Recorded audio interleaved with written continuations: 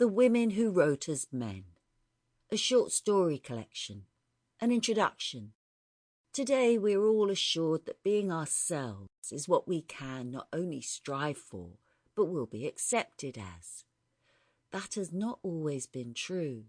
In previous centuries, and even generations, to be a woman was to be second class. Mere chattel to do the bidding and whims of men. Perhaps a minor exception if you were queen or of high rank, but any male in near orbit was assumed to be not your equal, but your better.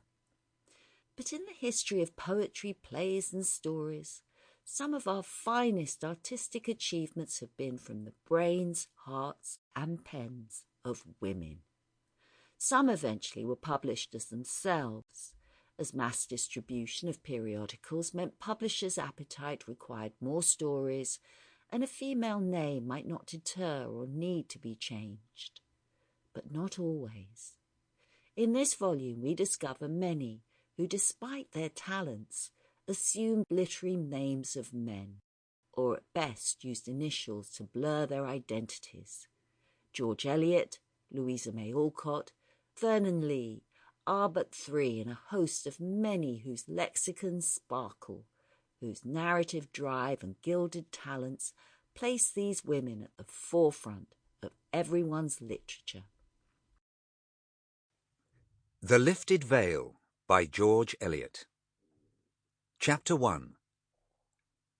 Give me no light, great heaven, but such as turns to energy of human fellowship, no powers beyond the growing heritage that makes completer manhood. The time of my end approaches. I have lately been subject to attacks of angina pectoris, and in the ordinary course of things my physician tells me I may fairly hope that my life will not be protracted many months. Unless, then, I am cursed with an exceptional physical constitution, as I am cursed with an exceptional mental character, I shall not much longer groan under the wearisome burden of this earthly existence. If it were to be otherwise, if I were to live on to the age most men desire and provide for, I should for once have known whether the miseries of delusive expectation can outweigh the miseries of true prevision. For I foresee when I shall die, and everything that will happen in my last moments. Just a month from this day, on September the 20th, 1850, I shall be sitting in this chair, in this study, at 10 o'clock at night, longing to die, weary of incessant insight and foresight, without delusions and without hope. Just as I am watching a tongue of blue flame rising in the fire, and my lamp is burning low, the horrible contraction will begin at my chest. I shall only have time to reach the bell and pull it violently before the sense of suffocation will come. No one will answer my bell. I know why. My two servants are lovers and will have quarrelled. My housekeeper will have rushed out of the house in a fury 2 hours before, hoping that Perry will believe she has gone to drown herself. Perry is alarmed at last and is gone out after her. The little scullery maid is asleep on a bench. She never answers the bell. It does not wake her. The sense of suffocation increases. My lamp goes out with a horrible stench. I make a great effort and snatch at the bell again. I long for life, and there is no help. I thirsted for the unknown. The thirst is gone. O God, let me stay with the known and be weary of it.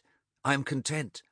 Agony of pain and suffocation, and all the while the earth, the fields, the pebbly brook at the bottom of the rookery, the fresh scent after the rain, the light of the morning through my chamber window, the warmth of the hearth after the frosty air.